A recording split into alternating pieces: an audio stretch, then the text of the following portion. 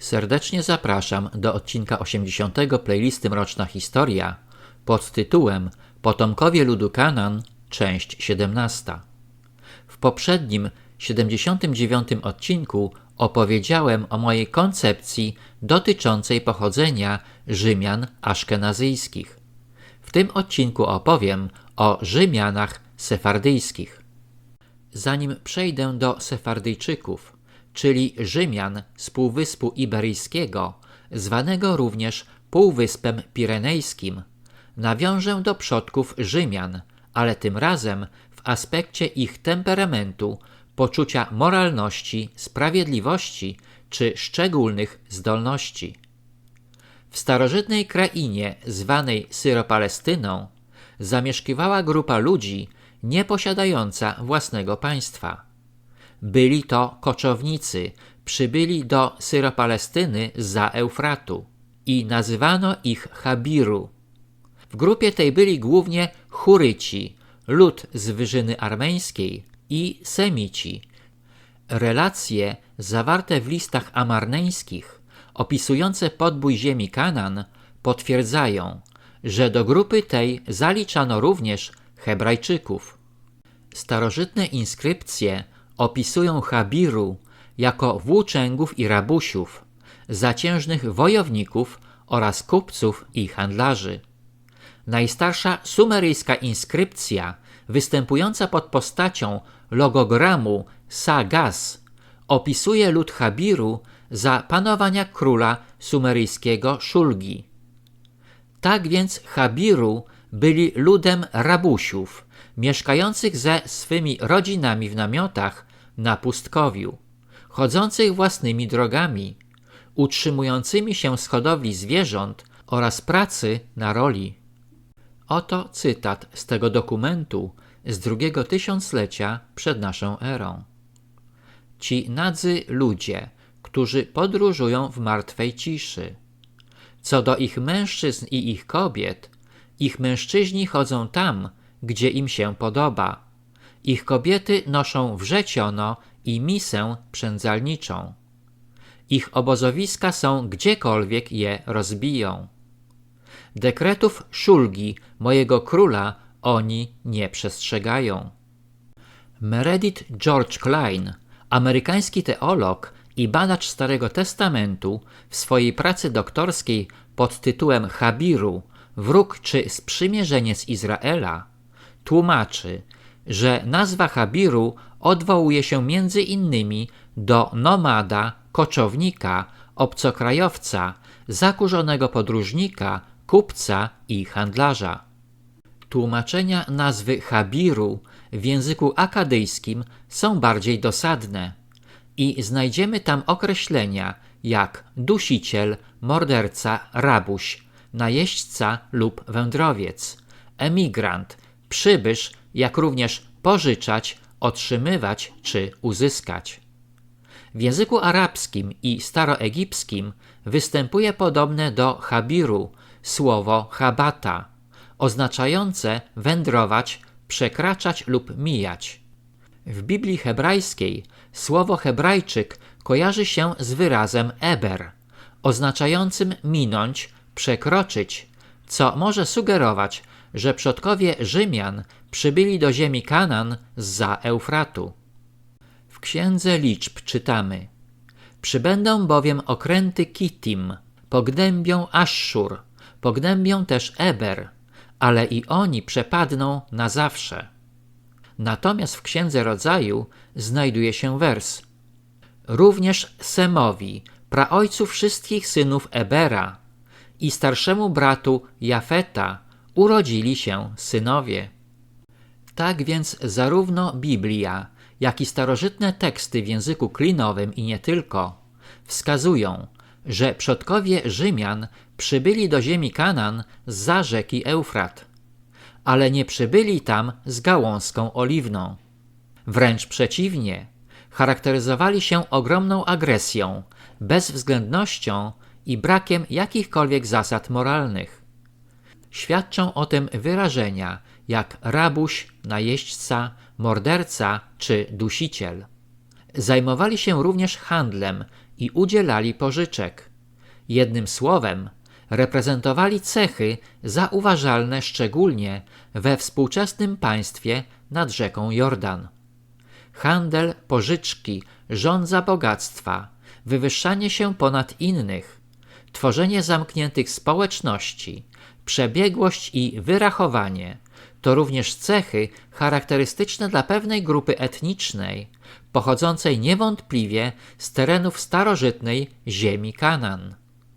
Możemy zatem, uzbrojeni w wiedzę o cechach charakteru przodków Hebrajczyków, przyjrzeć się Sefardyjczykom, prowadzącym w pewnym okresie intratny i pełen sukcesów handel, zarówno w Hiszpanii, jak i Portugalii. Sefardyjczycy pojawili się w Hiszpanii już w czasach Cesarstwa Rzymskiego. Możemy zadać pytanie, kiedy zaczął się Złoty Wiek dla Rzymian sefardyjskich, zamieszkujących Półwysep Iberyjski? Niektórzy twierdzą, że zaczął się w latach od 711 do 718, kiedy muzułmanie, Umajadowie podbili państwo Wizygotów, kiedy inni wskazują na rok 912, kiedy emirem Kordoby został Abd ar-Rahman III.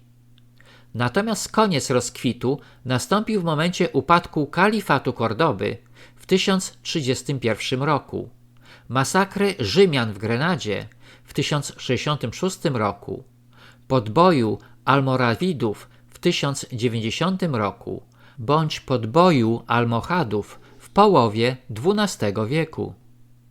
Niezależnie jednak od datowania Złotego Wieku Rzymiańskiego, nie ulega wątpliwości, że Rzymianom żyło się najlepiej w czasach, kiedy w Hiszpanii rządzili muzułmanie.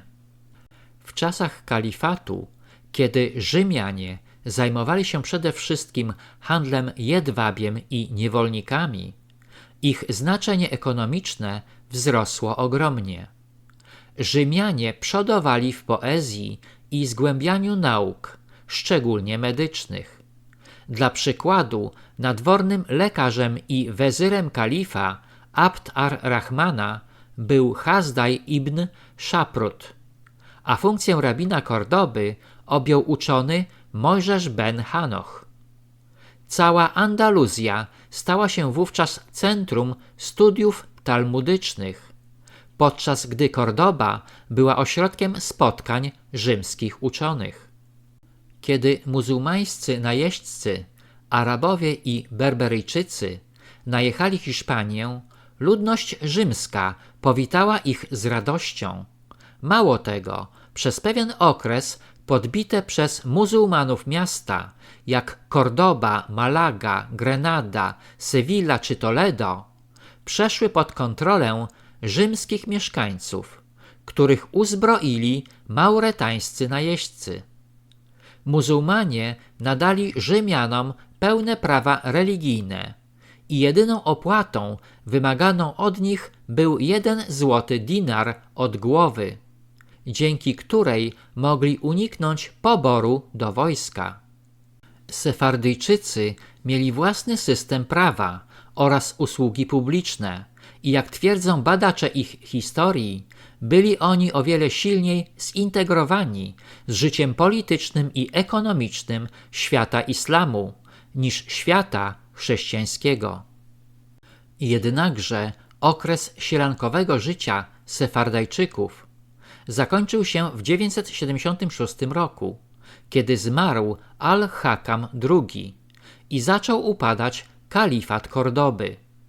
Lud muzułmański zbuntował się przeciwko dominacji Sefardyjczyków i 30 grudnia 1066 roku w Grenadzie wdarł się do pałacu kalifa i ukrzyżował rzymskiego wezyra Józefa ibn Nagrelę.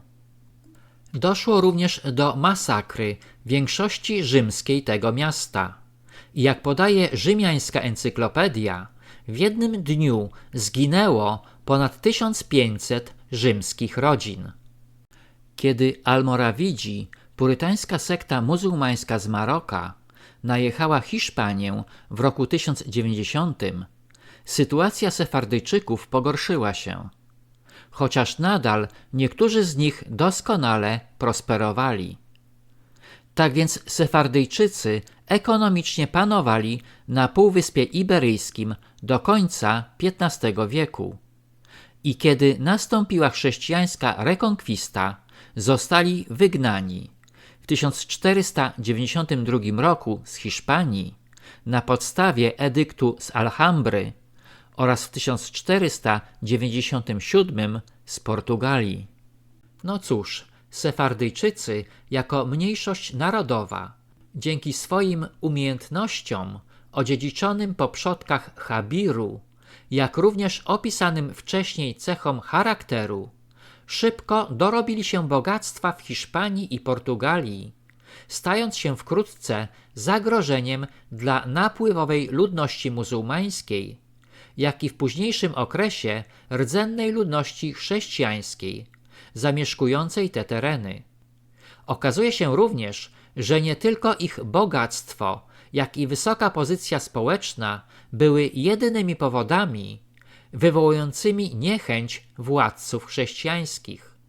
Historycy, gloryfikujący zasługi Sefardyjczyków w rozwoju kultury, sztuki, handlu i przemysłu w Hiszpanii, zapominają, że to właśnie Sefardyjczycy, stanowiący mniejszość narodową, byli głównymi tego beneficjentami. Natomiast rdzenna ludność Hiszpanii popadała w coraz to większą biedę. Dziękuję za wsparcie mojego kanału przez Buy Coffee Tu, link pod filmem. Na tym zakończę odcinek 80, w którym opowiedziałem o złotym wieku Rzymian sefardyjskich w Hiszpanii. Serdecznie zapraszam do odcinka 81 pod tytułem Potomkowie ludu Kanaan, część 18.